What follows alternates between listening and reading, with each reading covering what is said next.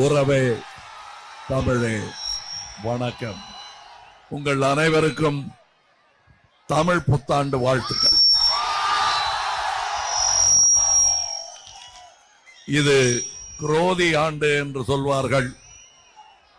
எந்த குரோதமும் இல்லாமல் அனைவரும் ஒன்றாக இருக்க வேண்டும். பன்முகத்தன்மை கொண்ட பல்லடம் என்றும் அவ்வாறே இருக்க வேண்டும் என்று உங்களுடன் சேர்ந்து நானும் வாழ்த்துகிறேன். தமிழ் வளர்ச்சி மற்றும் செய்தித்துறை அமைச்சர் மாண்புமிகு திரு மு. பெ. சாமிநாதன் அவர்களே, தமிழக தொழில்துறை அமைச்சர் மாண்புமிகு டி.ஆர்.பி. ராஜா அவர்களே, சென்னை திருவிக நகர் சட்டமன்ற உறுப்பினர் திரு தாயகம் கவி அவர்களே, மாவட்ட செயலாளரும் சட்டமன்ற உறுப்பினருமான திரு செல்வராஜ் அவர்களே, கோயம்புத்தூர் நாடாளுமன்ற தொகுதி வேட்பாளர் திரு கணபதி ராஜ்குமார் அவர்களே, திமுகவின் நகர கழக ஒன்றிய கழக செயலாளர்கள் அனைவருக்கும், இங்கே கூட்டணி கட்சிகளாக வந்து காங்கிரஸ், மதிமுக, விடுதலை சிறுத்தைகள், இந்திய கம்யூனிஸ்ட், மார்க்சிஸ்ட் கம்யூனிஸ்ட், கொங்கு மக்கள் கட்சி, இந்தியன் யூனியன் முஸ்லிம் லீக், இவர்கள் அனைவருடனும் சேர்ந்து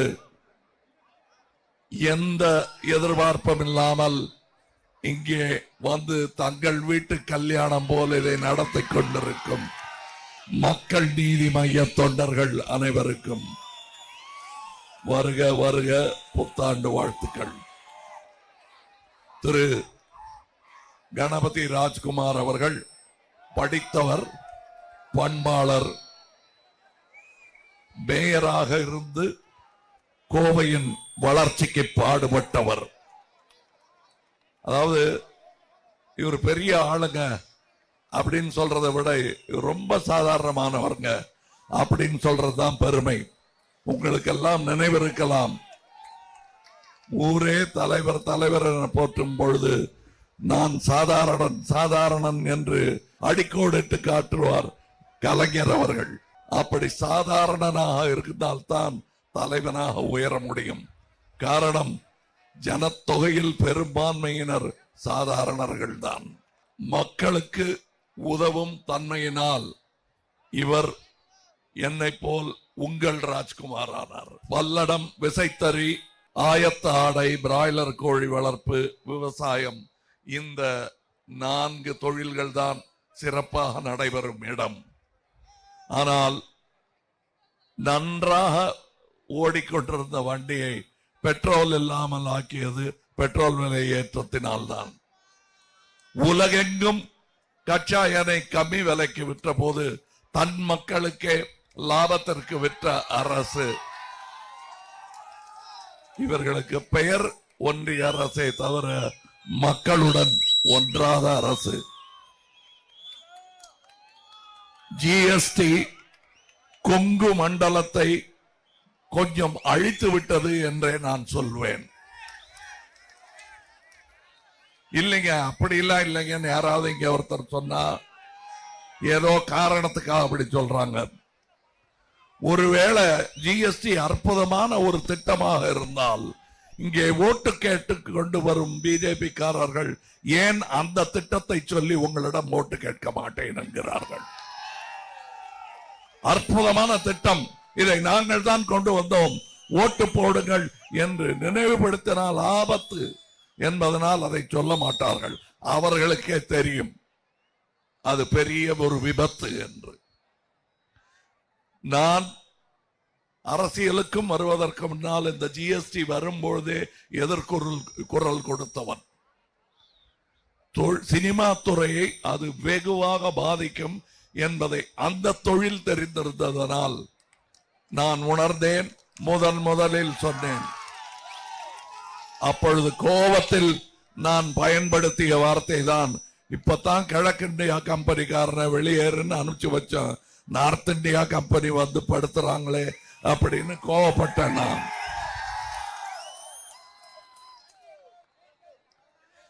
இங்கே நீங்கள் எதிர்கொள்ளும், இங்கே இருக்கும் தொழில்கள் எதிர்கொள்ளும் எந்த பிரச்சனைகளை பற்றியும் மத்திய அரசுக்கு கவலை இல்லை.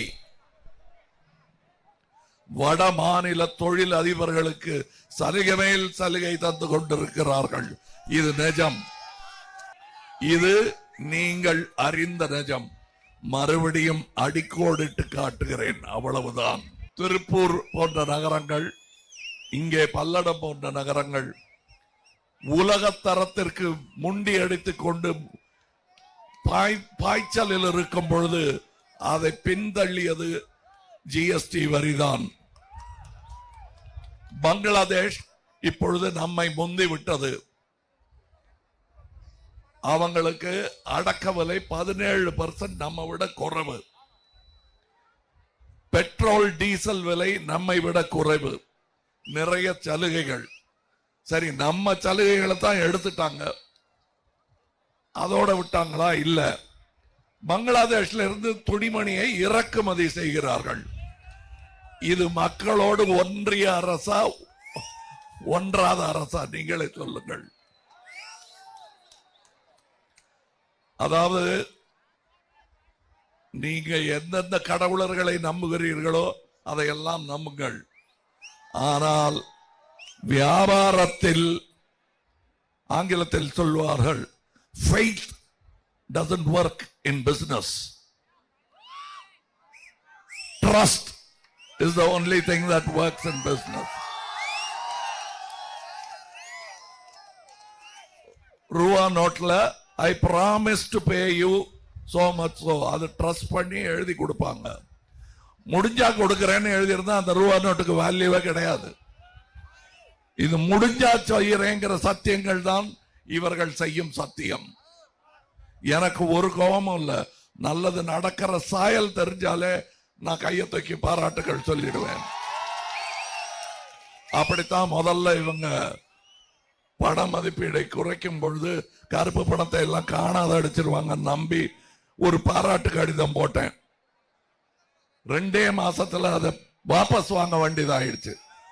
இன்று சொல்லுகிறேன், இந்தியாவின் ஜனத்தொகையில், பெண்கள் ஜனத்தொகையில் 43% தொழிற்சாலைகளில் வேலைக்கு போவார்கள் தமிழ் பெண்கள். இப்ப சொல்லுங்க, திராவிட மாடல் நல்ல மாடலா இல்லையா? 2047 உலக வல்லரசாக இந்தியா மாறும் என்று மார்தட்டிக் கொள்ளுகிறார்கள். இன்றைய நிலை 35% குழந்தைகள் அரை பட்டினி, மால் நியூட்ரிஷன் என்று சொல்வார்கள் ஆங்கிலத்தில். அவர்கள் பலமான தசை வலுமிக்க தொழிலாளர்களாக வர வாய்ப்பு இருக்குமா என்பது யோசித்துத்தான் பார்க்க வேண்டும். 2047 இன்றைய குழந்தைகள் வேலைக்கு தயாராகி விடுவார்கள். இதே அரை வயத்துடன் எப்படி நீங்கள் வல்லரசாக முடியும்? போர் வேகத்தில் இதை கவனிக்க தவறினால் நீங்கள் வல்லரசாக முடியாது. இந்தியாவில் 35% அரை பட்டினி என்று சொல்லிக் கொண்டிருக்கும் இந்த நாட்டில் காலை உணவும் அளித்து உங்களை பள்ளிக்கூடத்துக்கு அனுப்பும் ஒரு மாநிலம். மாண்புமிகு தமிழக முதல்வர் ஸ்டாலின் அவர்கள் மதிய உணவுடன் சேர்த்து காலை உணர்வையும் கொடுக்க துணிந்து விட்டார். பணம் நிறைய இருக்கு, கொடுப்போங்கிறதுக்காக இல்ல. பணம் கொடுக்க வேண்டிய பணத்தையே அவங்க கொடுக்கல. இருந்தாலும் திட்டங்கள் நடந்து கொண்டே இருக்கின்றன. இந்த சுயநலம் தான் நமக்கு வரி போட வைக்கிறது, பணக்காரனுக்கு வரியை குறைக்க வைக்கிறது. இங்கே முதலீட்டாளர்கள் மாநாடு, இளைஞர்களுக்கு வேலை வாய்ப்பு, இலவச பஸ் வசதி, பெண்களுக்கு மாத ஊதியம், இல்லத்தரசிகளுக்கு என்று அடுக்கிக் கொண்டே போகலாம். இன்னொரு முறை திராவிட மாடலை கிண்டல் செய்யாதீர்கள். அது உங்களையே நீங்கள் கேலி செய்வதாகும். தம்பி உதயநிதி ஸ்டாலின் அவர்கள் விளையாட்டுத்துறை வளர்ச்சிக்காக பல முன்னெடுப்புகளை செய்து கொண்டிருக்கிறார். எனக்கு தெரியும். உலக அரங்கில் தமிழை நிறுத்துவதற்கான, தமிழ்நாட்டை நிறுத்துவதற்கான ஏற்பாடுதான் அது நடக்கும். யார் கண்டார்கள்? இந்த வீதியில் இருந்து ஒரு ஒலிம்பிக் சாம்பியன் உருவாகலாம். இதையெல்லாம் மனதில் கொள்ளுங்கள். நான் சொன்னேனே, வியாபாரத்தில் ட்ரஸ்ட் தான் முக்கியம். ஹோப், மூட நம்பிக்கை இவையெல்லாம் உதவாது. பகுத்தறிந்து சிந்தியுங்கள். உதயசூரியன் சின்னத்தில் இவருக்கு ஓட்டு போடுங்கள். உங்கள் குரல் பாராளுமன்றத்தில் ஒலிக்க வேண்டும். அப்படி ஒலித்தால் நாளை நமதாகும். நாளை நமது.